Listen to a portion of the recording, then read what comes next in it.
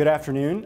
Thank you, everybody, for coming. And I would like to make this as much of a conversation as possible. So, if anybody has any questions or would like to kind of feed off of a comment or something that I made, please interject. I think that's the best way to exchange information anyway. So, I would just tell you a little bit about myself up front. I grew up in Ohio. I grew up in Morrow County, which is about 30 miles north of here.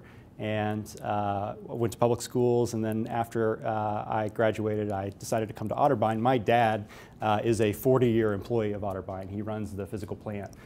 So I've known Otterbein all my life. And when I came here, I started as a post-secondary option. I was still a senior in high school when I started some of my classes, and then progressed through, ultimately graduated in '04. When I started at Otterbein, I really didn't know what I wanted to do at all. I was kind of interested at the time in science. I had a lot of good experiences when I was in high school in chemistry and in biochemistry and physics, and so I really enjoyed all that. And I came here and had probably the shortest mentor-mentee relationship with Dean Johnston, one of our faculty in the science group, because he sat me down and said, well, what do you want to do? And I said, I don't think I want to be a science major anymore. So that was the very first thing that I got to leave on his plate. And I quickly got, I think, moved over to the political science group. I was more interested by the time I got to college, I think, and moved on campus. I was more interested in, I think, working with people, being involved in social science, being interested in the way in which things operate, governments operate, people organize. All of those kind of social concepts were really interesting to me. So that's why I kind of made the jump. I just felt better situated in a conversation like this than in a lab. And so that's why I decided to kind of hone in on political science. And I did that for a couple years. I think I took as many of the classes as I could. I went through the sequences. At the time, we had Dr. Cooper, Dr. Halbert, and Dr. Washington, and each of them taught a different element of the core political science curriculum. I had the presidency and the executive branch with Dr. Cooper. I had the judiciary with Dr. Halbert, and we went through that class, and legislative was Dr. Washington. And so we really did just cover, as a traditional student in political science, I mean, I enjoyed all those. I started then to kind of, once I got through my freshman and sophomore years, think more about what else am I interested in, what else did I want to look at or focus on. And that's when I started to get introduced to the business and economics department. Dr. Prindle's here with us today, and Dr. Prindle and I started to take his classes in microeconomics. Ended up doing a full major in economics by the time I was done with undergrad. So, I kind of went through political science, and I think I took almost every class that we had, and then did a lot of the business and economics classes. And at the end of it, by the time I was a senior, I ended up taking classes in just other things that I was interested in at that point. I took some English classes. I ended up having an English minor from Otterbein, just kind of, I enjoyed a lot of the history classes too. I had some good Russian history and some of the other history classes with Dr. McLean, and so I had, I think, a pretty good academic experience at Otterbein. It was broad-ranging, but really focused ultimately on the political science core curriculum. When I got to kind of the more maybe my junior and senior year, I started to get involved with campus governance. I was involved with the Student Senate and some of the student faculty committees that are here at Otterbein. Ultimately, one of the things that's available here at Otterbein is the right of a student to serve on the board of trustees of the institution.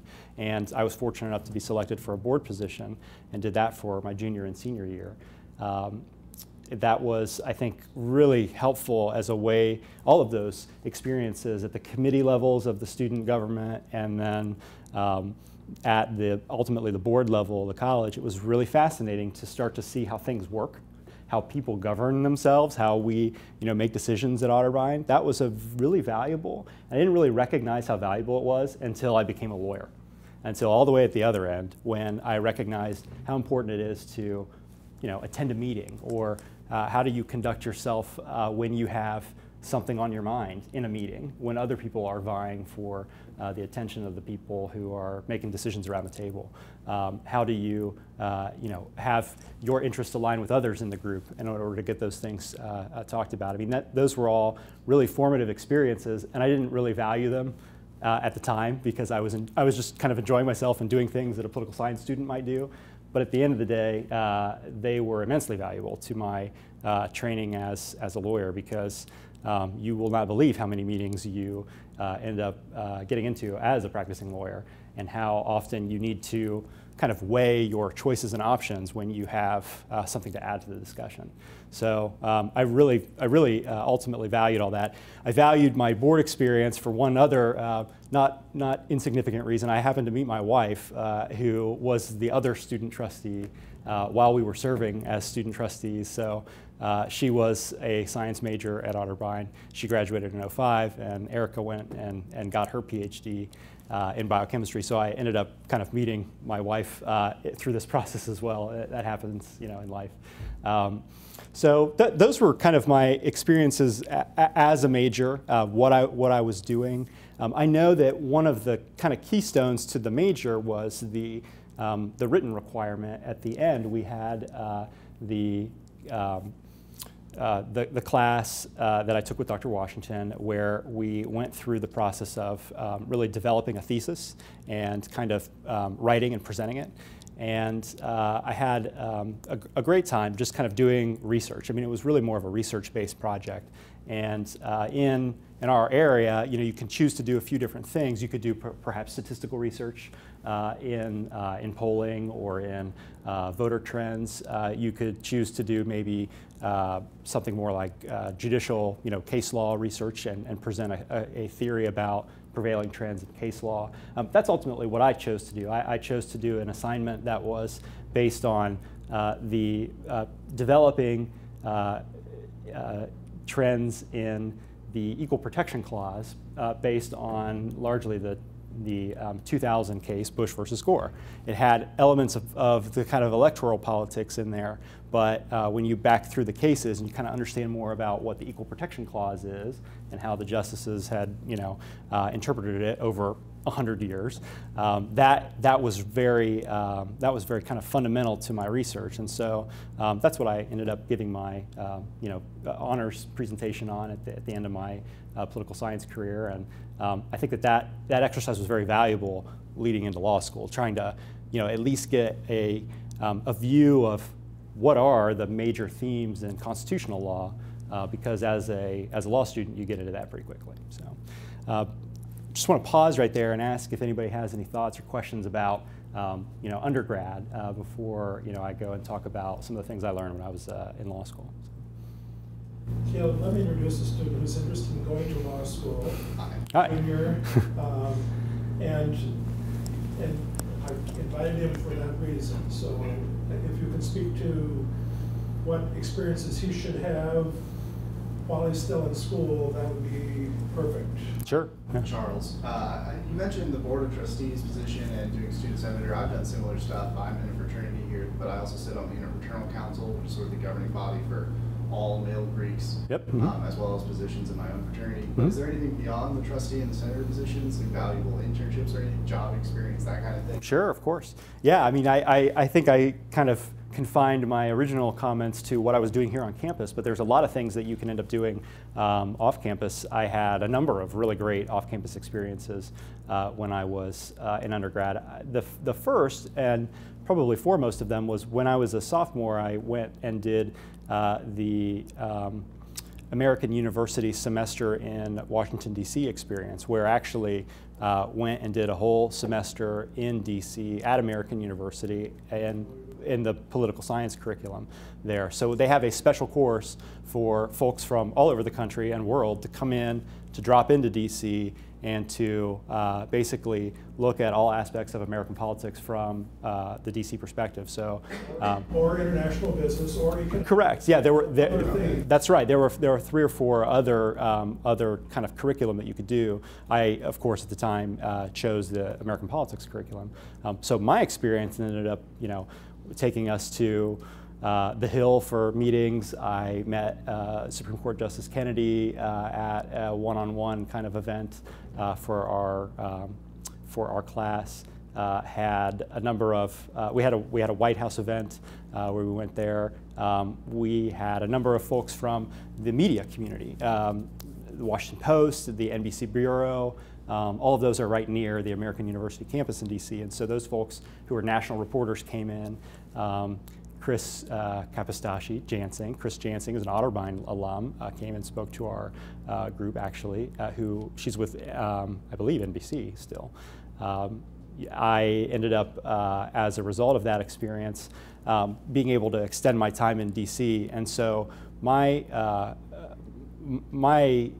kind of experience there ended up being everybody had to do some sort of internship throughout the semester.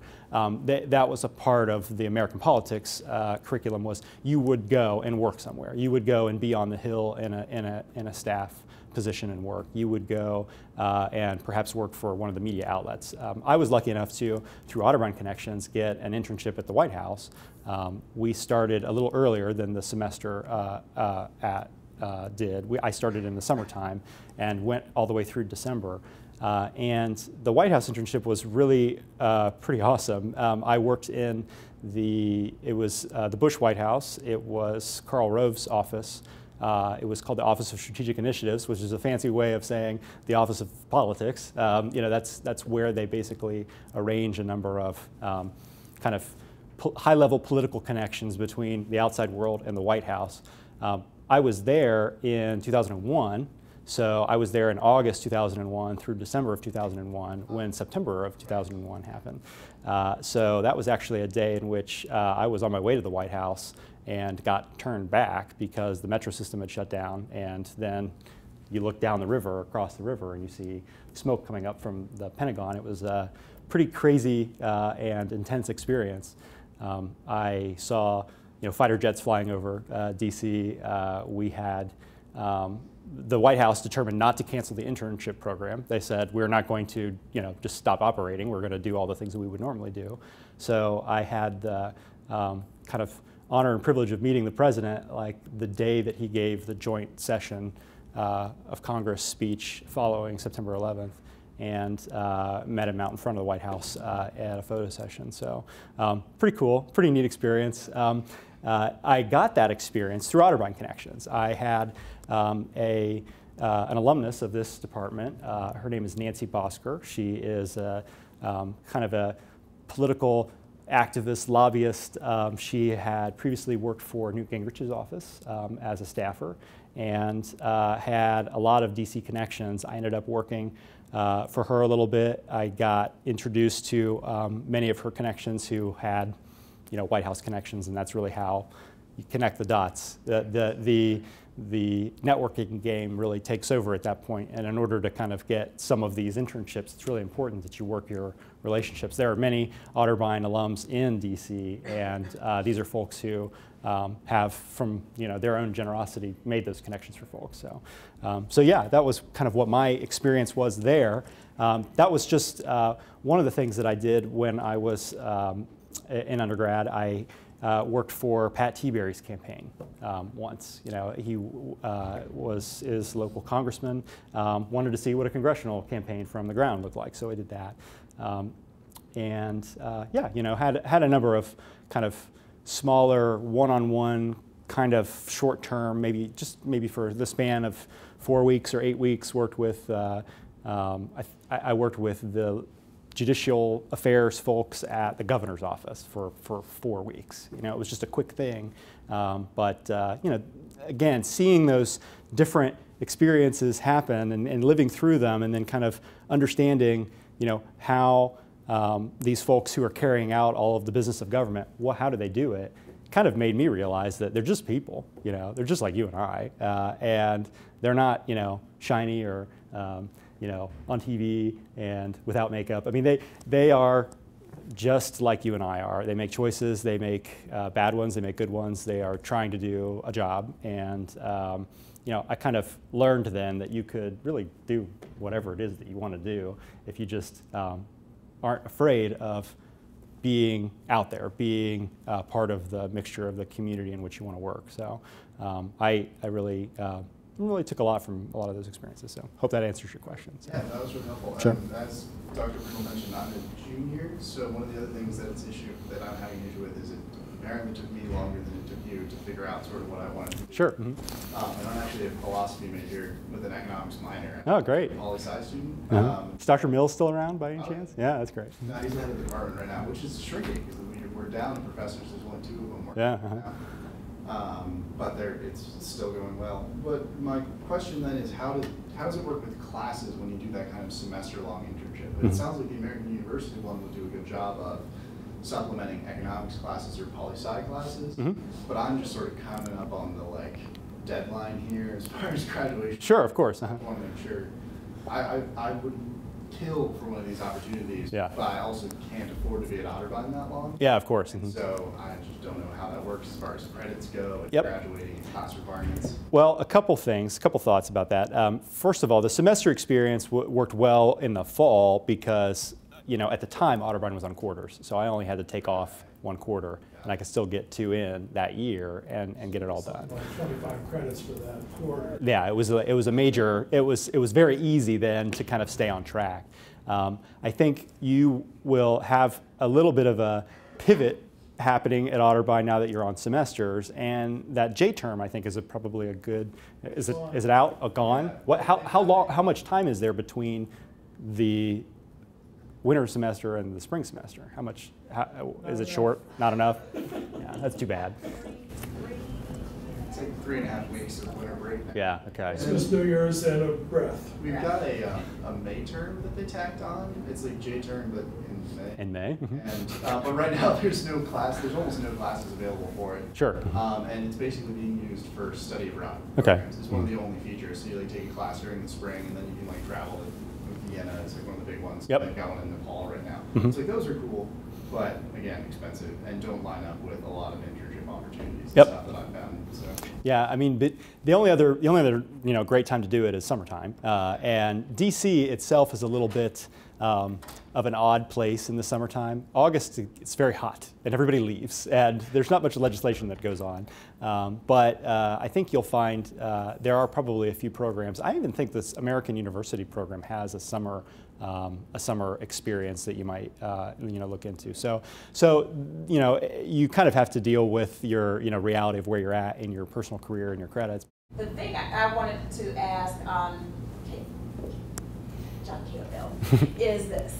You talked about all the different internships and some of the other opportunities. Do you feel comfortable talking about the level of competition? Not just for those, but I'm aware of some other very notable opportunities you were afforded to at least apply for to go through like that first, second, third stage. And even if those things don't always happen, their experiences, relationships that they're afforded, and their learning opportunities that can't be picked up any other time. Correct. So can you speak to those, and also the degree to which you felt competitive enough to hold your own with, because some of these people were Ivy Leaguers. Sure, of course. Yeah, it was, frankly, I'll start with law school and go back. Frankly, when I reached law school and I looked around at all of my classmates, I recognized that Otterbein did a really darn good job of preparing me for law school. I had an experience where I learned that the person sitting next to me was from Princeton, and I said, how is this person who is here sitting next to me actually a graduate of Princeton University? They just didn't carry themselves and speak as eloquently as I would have expected somebody from such a prestigious school. Not to say anything bad about Princeton, but the individual experience kind of highlighted for me that this particular curriculum at Otterbein, it gives you, I think, it has the potential to give you a broad view of a number of areas. I was fortunate enough, as we discussed, to understand business and economics a little bit in addition to law and politics. And so kind of stepping into that world, I was able to compete quite well. Writing, hugely important. Probably the most important thing that one could use as a skill set in the preparation for a practice in law, or even just as a general political science practitioner. I cannot underestimate the extent to which writing skills are viewed and valued. That was the way in which, by the way, I got through the White House process, was presenting a written just specimen that I had done for Dr. Woodson's INST 270 class, and that happened to be significantly better than my competitors who were vying for the same position. So writing is very, very important. People view it, they see it, and they know it when they see it, and they know if it's good and they know if it's not. So I would encourage, especially you guys who are in a generation that's one step younger than mine, who is, I think, a little more addicted to the technology, that you've got to be able to compete with folks who are really advancing their reading and writing and critical comprehension skills throughout their college experiences. So that's an important skill. In the back of my mind, I'm saying those English classes were great because it taught me to kind of write and express reading comprehension skills, which again is on our LSAT as well. So it kind of all rolls up into that same skill set. So I felt quite prepared for law school. I think that I had a number of competitive experiences, and I was very happy to have been turned down by a couple things. That was really valuable. That was valuable to get told no. It was valuable to get that experience where I applied for a scholarship. For example, there was a scholarship available for political science students called the Truman Scholarship. It's in honor of the president. And I was a finalist for that scholarship. I had a lot of preparatory work before an interview with a committee, and I got a callback interview. We kind of had a broad group of, I think, 200 or 250 applicants, and then from our region it got down to maybe 12, and they awarded 3. And I was in the group of 12 and got to know all of them, and then got told no. Well, that was pretty darn valuable for me to get told no, because it helped me understand how important it is to, speak critically and clearly when you are in a panel situation like that. How important it is to, prepare your written materials in advance and know it cold. How just that vetting process. I learned a lot through that, and if I had gotten that scholarship, I would have been afforded a kind of, I think it was a $30,000 scholarship for law school. What happened was I ended up not getting it and still needed a scholarship. I ended up getting a full scholarship to Georgetown because I had run the gamut. I'd done some work. I got told no. I got some critical feedback, and then I was able to refine and resubmit to a different body, and ended up getting a quite significantly better road there at the end of the day. So I think it's important to get told no. I think it's important to get denied things sometimes, because it teaches you really critically what's going on in your life and what is most important and where you need to refine. So that's what I can tell you about the competitiveness of these things. So. Was there a different culture in law school than Otterbein? That is, just the culture of the institution? Yes, very much so. I think law school culture tends to be portrayed as cutthroat, and I think that's a little overstatement. I think, at least my experience at Georgetown, I found it to be a fairly collaborative experience. Folks were interested in one another, wanted to know backgrounds, wanted to know shared experiences. I think you end up having a mutual respect for your colleagues, because they become your colleagues. You are all in the same profession at this point. That is a significant distinguishing factor between, I think, law school and undergrad, is that you start to have a common bond on the basis of your profession. This is a time in which you really double down and focus in on this area that you're going to distinguish yourself further in. And so that shared experience caused people, I think, to be willing to collaborate, be willing to, I think, get to know one another, talk, and share notes. We had, I had a number of different kind of organically created study groups that just happened because you're all in the same contracts class or you're all in the same torts class, and you happen to, see that person, over and over again, and then you say, hey, let's just go and, spend our evening reading the cases because that's what we need to do, and let's do it together at least, so we're not all by ourselves. I think that was a really great experience, actually, in law school, to have small groups to bounce ideas off of and to really learn from. I will tell you, though, it's still a competitive place. People still get to the bottom line and want to distinguish themselves above others. So, I wouldn't want to, pull the wool over your eyes and let you think that it's easy, because it's not. So the spirit of collaboration, I think, was really great. The work is very challenging. The work's very hard. You have to focus for a long amount of time. Reading case law, which is what you are thrown into as a first-year law student, is probably one of the most challenging experiences that one could go through in an academic setting, I think. You are required to pull out arcane text from 150 or 200 years ago, attempt to understand it, attempt to read it and reread it, attempt to find annotations or notes that'll help guide you through the experience. I did great internet research because you have to. You have to kind of go and get the context of what is this case about and why is the fox, so important to this property case, because the fox is property. When the guy chasing it, is pursuing the fox, it becomes his property. Well, that's a hard esoteric concept to wrap your head around. There's a whole case on this, and you have to learn it, and that's the first case you learn in property class. So the work's very challenging because it starts old. However, I enjoyed a lot going through something like constitutional law, which progresses with chronology. So you can follow history in your work, and if you have an affinity for history like I do, I think you end up being able to kind of respond and react with that. So I very much enjoyed my constitutional law class because we did start with the foundation of the country and work through how the federal government is to be organized and operated, what are the expansive powers of Congress and how are they defined, and then of course getting into the 20th century with civil rights and kind of broader definitions of what really is protected in our Bill of Rights. Those were fantastic cases to read and learn from. So the work's very hard, though. Despite how much I enjoyed doing it, it is really challenging. You have just a typical day of a first-year law student might be a 9 a.m. class that lasts for 2 hours where the professor is in a Socratic method, questioning the students about what the particulars of the case were, what was the fact that led the court to hold a particular way, what were the counter-arguments that were discussed or not discussed in the case.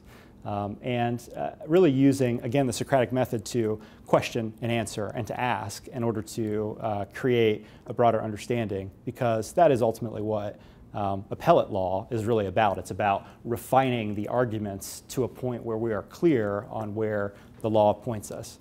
And so that Socratic method we went through quite a bit, and that's used. So maybe 9 to 11 you have a class, you get a little bit of time for lunch, you have another class in the afternoon, and then from 2 on you are reading. And I probably read about 8 to 10 hours a day every day for the entire year.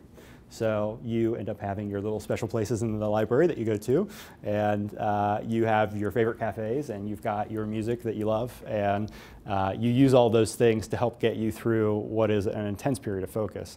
I, again, cannot underestimate the value of writing in this process, because writing, for me at least, was a way to synthesize things I was reading.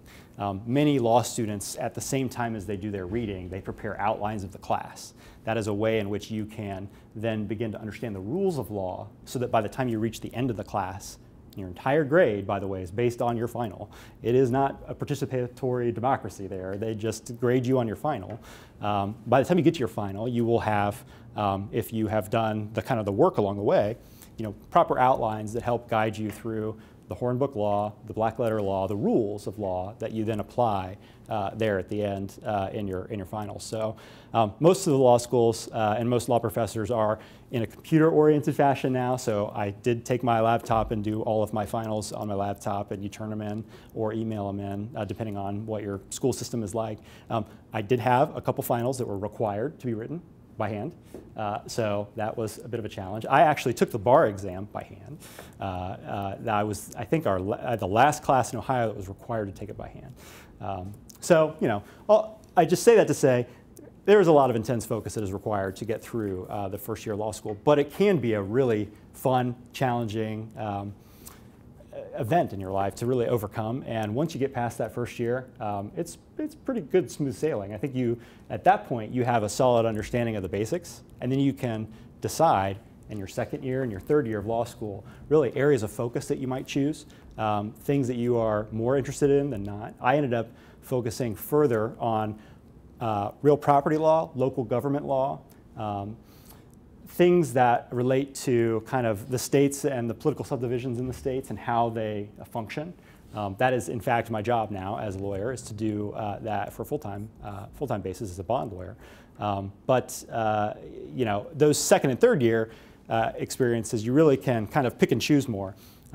Also in law school, just like in undergrad, there are extracurricular things to do that you can really use to advance your network and your understanding of various aspects of what the practice of law is like. Georgetown had 12 or 13 clinics, legal clinics.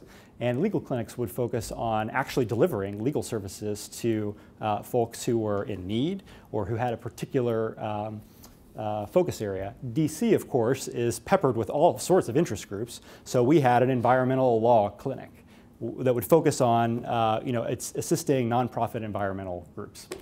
We had there was a homeless law clinic for DC homeless.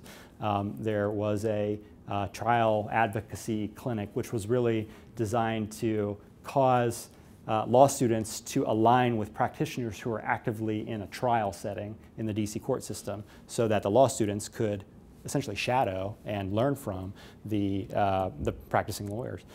So those clinics were really great experience. I did not do one, but I had many friends who did, and I now know some of those folks who did the trial advocacy are trial lawyers, and that's a pretty cool thing to see how they used an element that's not really in our system of educating lawyers, which is internship or apprenticeship. That element doesn't really exist within the four corners of the 3 years of law school. You have to have something else at your law school to go get it.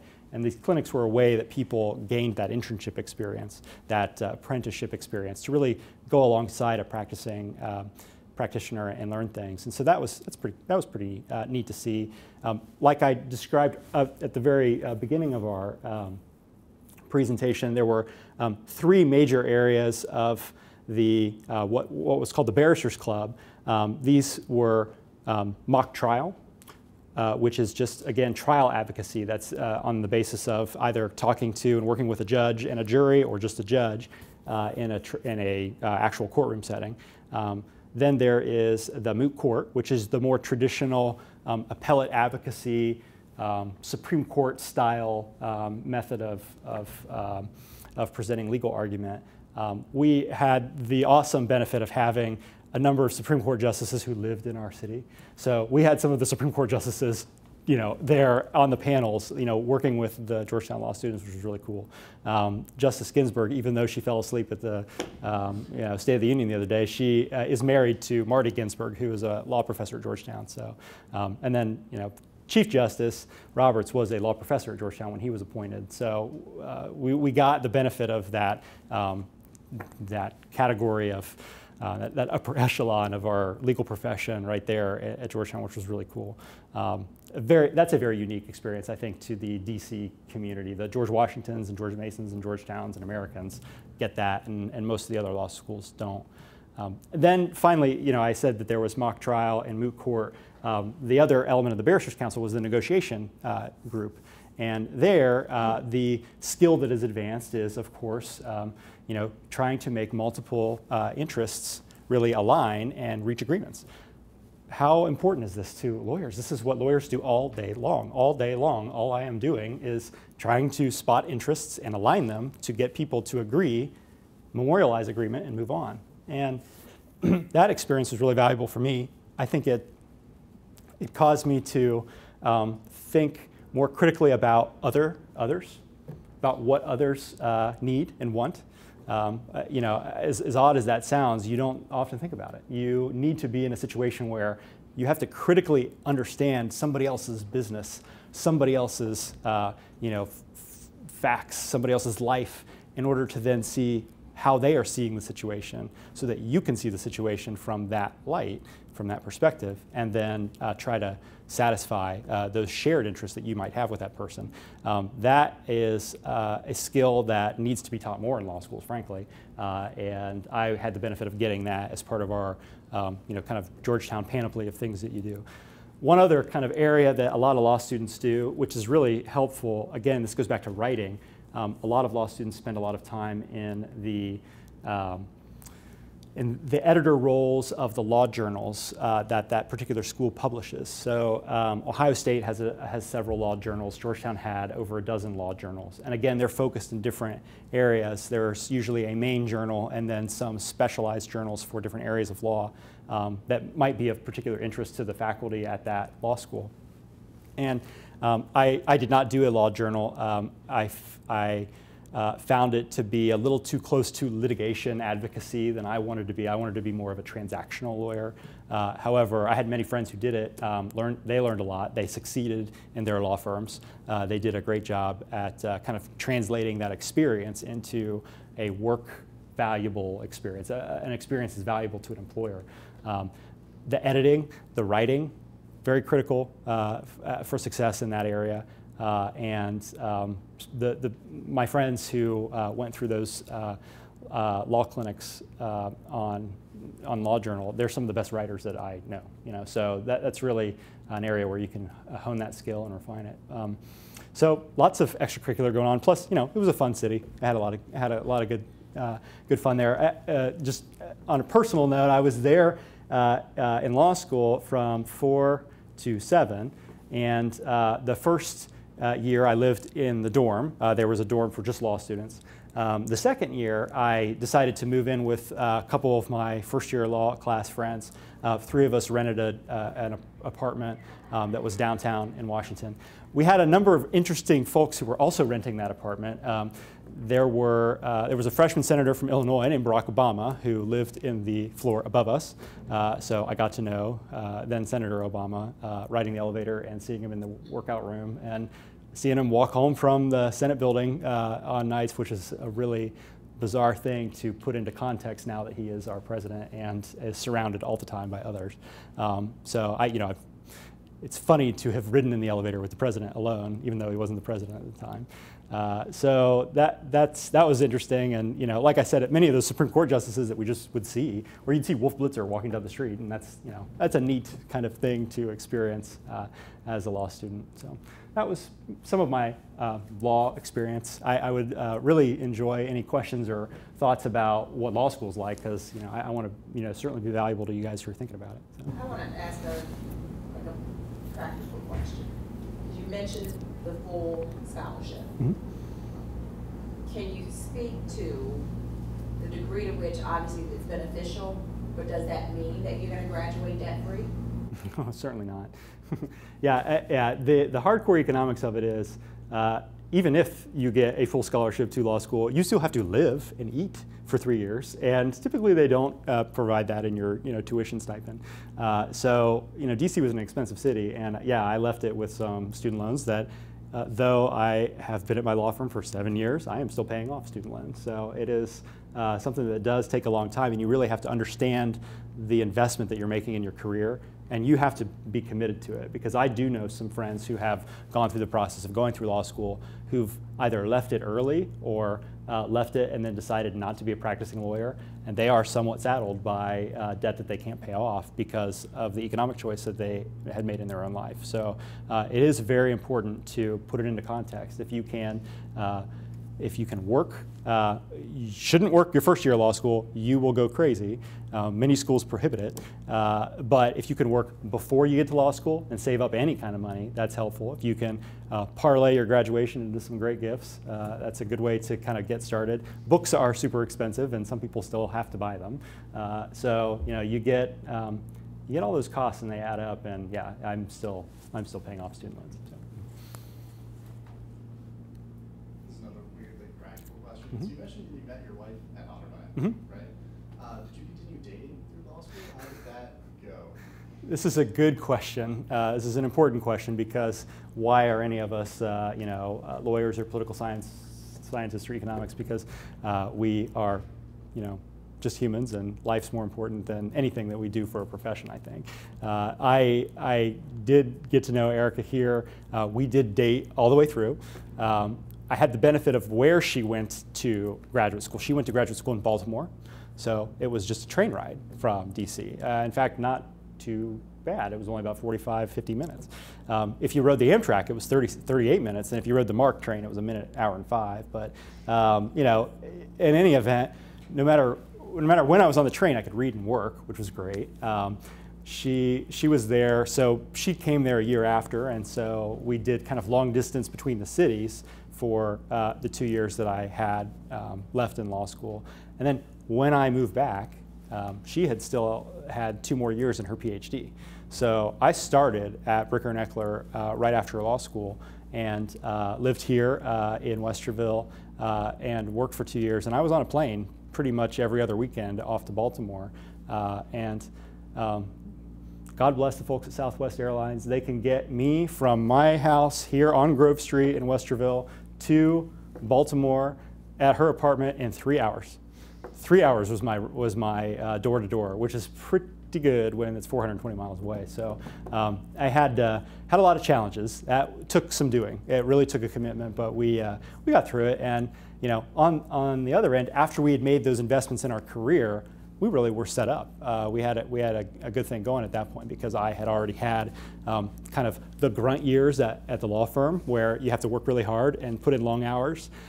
She wasn't living in Columbus when I was doing that, so it was easy for me to stay at work until 8 or 9 o'clock and get things done.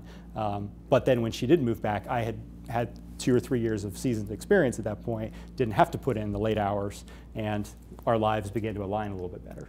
So, good question. It's a really important one. Yes, I have a son. Jonah is 2 years and 4 months old. So. Other thoughts or questions about law school? I'd be happy to talk about the practice of law as well, if that's something that the group's interested in. Yeah, of course. I'd like to ask you about your day-to-day activities now. What are you doing Sure. after postgraduate school? Yeah. How's your basically day-to-day activities? Yeah, how's life work after you graduate? Well. Again, there's this kind of big divide in the legal practice between the folks who litigate, who are in court in some fashion, or who are advancing arguments in support of essentially, a court-authorized solution to a problem. That's the litigation world. That's the world of research motions, a lot of heavy writing. The other half of the legal profession is really the transactional world. It's the world of business that is going on. Think about all of the complexity of our world, and almost all of it has a lawyer associated with it in some respect. Risk mitigation is high on a lot of folks' lists, including our very Otterbein University, which has a number of outside legal counsels, including Bricker and Eckler, that help them with things that are just outside the scope of their business choices. They want to manage their risk. And so that transactional experience is kind of where I gravitated to, largely because of my economics interests when I was at Otterbein, and kind of the numbers side of it, the fact that legal choices made economic choices happen or work. That was really appealing to me. So I kind of gravitated over into this transactional world. As a law associate at a firm, you are put into, or you find your way into, or you gravitate towards practice areas within the firm. Bricker and Eckler, for example, has about 8 large practice groups. This would be our construction law department, our education law department, our commercial finance department, which is our real estate related department. We have a litigation department, we have a healthcare law department, a number of kind of novelty areas that together all serve certain clients. We have a lot of public clients at our firm. So a school district, for example, would need a construction lawyer to make sure that the school building is built properly and all the contracts are appropriate for the building of the building. And then they would need an education lawyer because they've got the administration of how does the school get administered and what issues might arise. I'm a bond lawyer, so our group is the finance group, and I basically assist local governments in financing improvements, capital improvements for their purposes. So we might represent a Westerville or a Franklin County, or in some cases there are even private institutions like Otterbein that need bond counsel services. What I would do as a bond lawyer is I would look at the need for funds, the need for money, the availability of funds from the capital markets, either through banks or through mutual funds or insurance companies or other investors, people who all the time invest in roads and sewer and all the other things that make our world work from a governmental perspective, and make those contracts work, make the investment that that group is making in the infrastructure work for the owner of the infrastructure, which is the municipality, for example. So we might do a bond issue for Franklin County where we are putting in roads and bridges, and that might be $20 or $30 million, and we're working to get that debt issued. It's called an issuance, and the authorization of the debt results in the creation of a security, a bond, and that's a transferable instrument. So you can go sell that and say, I'm going to give you this instrument, and that entitles you to the right to receive payment of principal and interest. So just like kind of like a glorified mortgage, except it's transferable. It goes out into the market. So that's kind of the basics of what I do every day. That's the substantive law of what I do. But from a practical perspective, as a young associate, you are working pretty hard from 8 to 6 or 7, and you are learning the area. You have internal meetings. You don't often have client experience on the front end because you're learning still. Some people say the hardest 3 years I had in graduate school were the 3 years I was outside of graduate school. The next 3 years, trying to learn the actual substantive area in the practicing world. That's the part that I don't think our legal system, our law education system really gets done well. Other countries like England, for example, require you to get into an apprenticeship as part of your law training before you can be a barrister. Well, we don't do that here. We give you the designation and we'll give you we'll give you the degree, but then you've got to go and learn how to practice it. That's expensive for law firms because what we have are people that we are training at the front end to learn the area. And then as you progress through your associate years, you end up having more client experience, more connections, meetings where you are sitting across the table with clients to discuss their interests and needs, and you're trying to satisfy them. And then ultimately, if you are really in it for the long run and you want to make a career of it, you work with clients, you build up client relationships, and if they start hiring you, then you are a person that is perceived as a relationship attorney.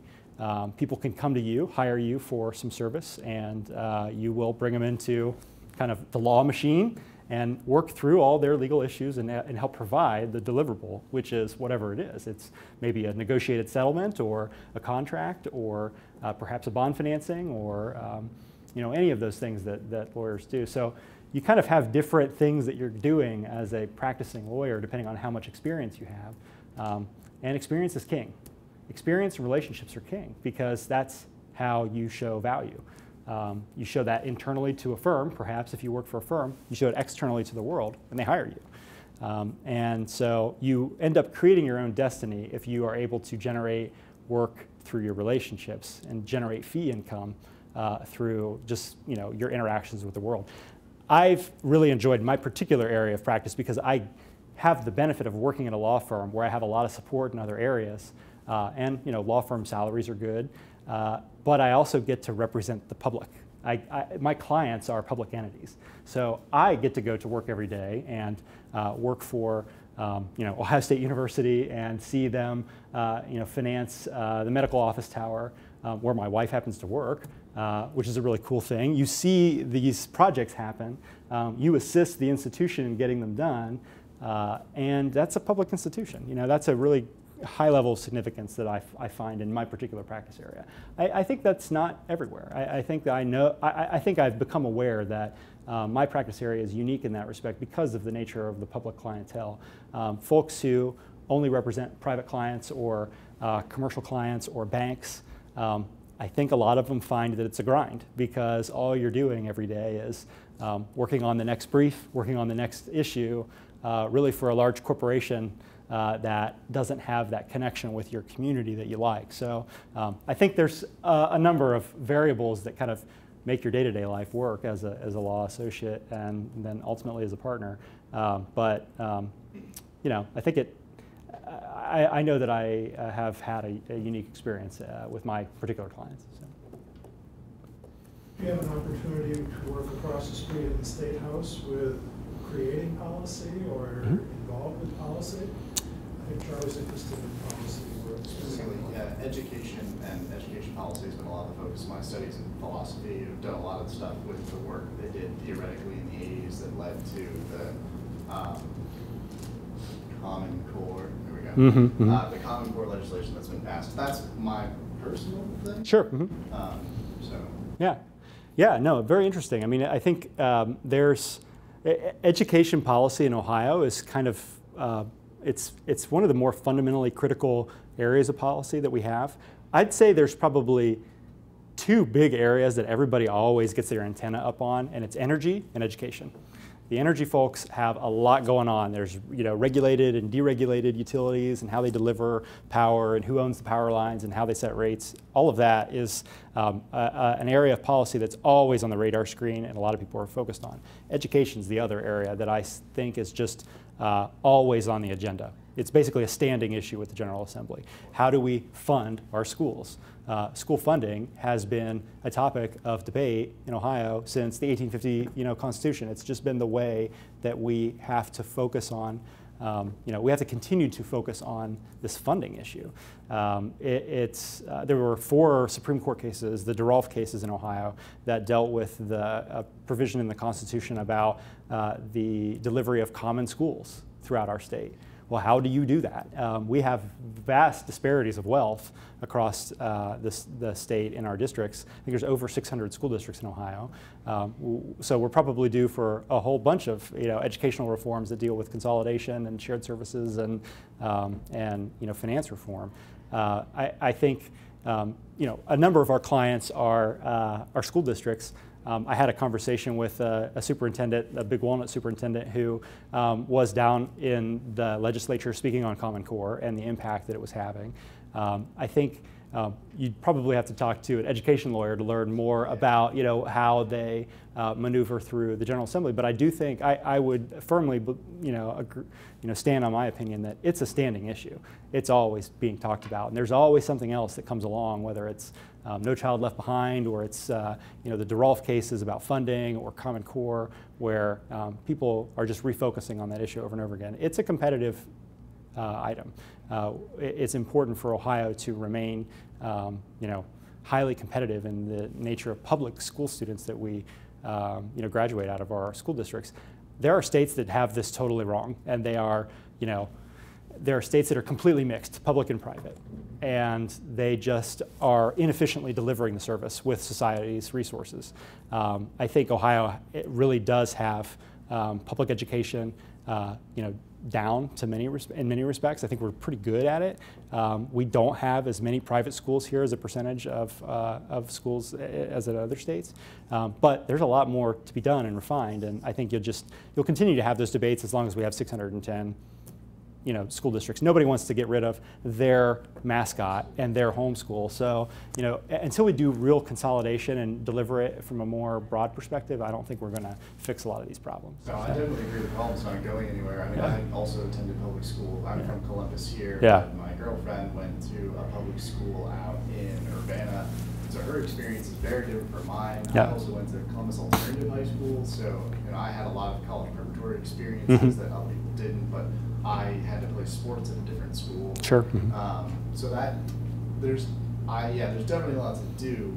I think the issue, and Dr. Pringle's question was more, is it possible to do that work at a private law firm, sort of the way you Of course. work, Yes, of course. as opposed to being an elected official or something? Oh, of course. Yeah, no, I think I do more work advancing policy in my career than I think many elected officials might do, because I work with funding. So I work with issues that relate to how do we pay for things.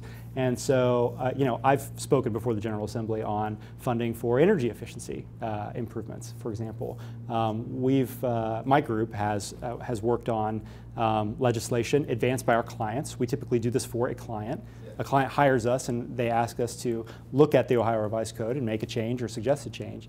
I'm currently working on a bill, House Bill 72, which would change the way in which energy efficiency funding is made in public-private context. So currently, a municipality has the ability to assess property owners in the city for sidewalks and roads. So if you have a sidewalk repair, the city can just go and put an assessment on your property because you're adjacent to the sidewalk.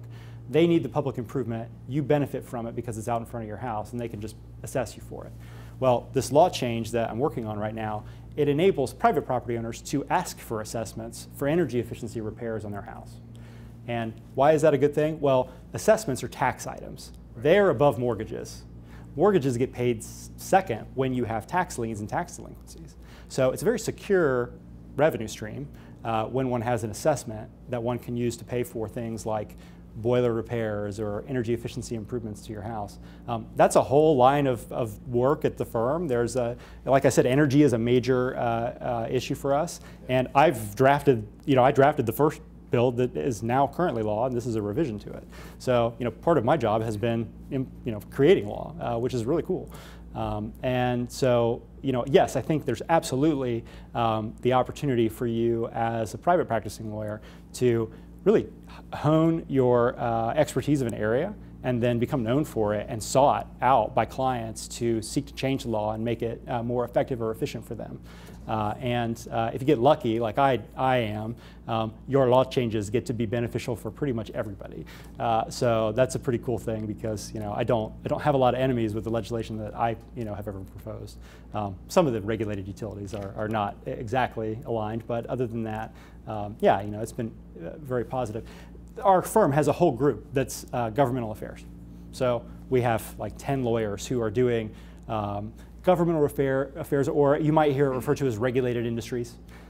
Industries like the utility industry that are just heavily regulated. PUCO, for example, the Public Utilities Commission of Ohio, has a whole regulatory regime for how you set rates for things like water and sewer and electricity. So that's a whole line of business, and a lot of folks are actively involved in advancing client interests in front of the General Assembly or the administration. You have to go to the Department of Commerce for certain things. You have to go to the PUCO for other things. So that's a pretty lucrative practice in Columbus. It is not in Cleveland and it's not in Cincinnati, but here you'll find a lot of lobbyists who are lawyers.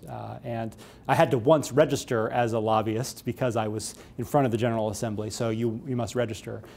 And that I only had to do once and then didn't have to do again. But if you're doing it every day, you have to constantly re-register so that people know what you're doing. So. I guess we have time for, does anyone have one more question? I do have one, but I want to offer it. Go for it. Okay. You are with a firm. Mm-hmm. There are people who determine that they want to go into private practice or things of that nature. Mm-hmm. My question is, as a law student and as a person looking to practice law, mm-hmm. how do you then decide whether a firm, Mm-hmm. and if firm, how do you decide which one? Yep, great question. I think I started when my first year of law school. When I was done, I came back to Columbus. I was living here in the summer, and I worked at the Franklin County Prosecuting Attorney's Office because I was interested in governmental law, and a lot of people worked there before working at the Attorney General's office. I thought maybe I wanted to work actually as a government lawyer. I had experiences. I determined that that wasn't an area that I wanted to be in. I didn't particularly care for how over-politicized certain choices got made, within the office. An office which is supposed to serve everybody pretty neutrally. So that to me was kind of an experience that was a negative experience, and it caused me to go away from what would have been governmental service, being a public defender or a prosecuting attorney or a member of the Attorney General's office. So you have to have the experience to kind of pivot and understand that that's not what you want to do. Another way in which people kind of eliminate areas is they go through the law firm recruiting process. Some people really like law firms because there's lots of resources there, and you can have stable employment for a long period of time. You can pay off your loans, and so people like that. But a lot of people go through the recruiting process, work there for a summer, and say, this is not what I want to do. I have been through the experience, I've seen what the work is like, and I still have another year of law school to figure out what I want to do, but I don't want to do that. I happen to enjoy the summer program at Bricker and Eckler, and I got to know a lot of people, and now I work with a lot of them, and it was a good experience for me. But that wasn't the way in which I think a lot of other people found firms. They found them to be too large, or maybe impersonal, or they wanted to do other things. So you have to kind of go through some of those processes. You talk with your law classmates a lot, and so you'll get shared experiences that you didn't even have. You heard me say, I had friends who were in the law journal and had friends who were in the trial clinic.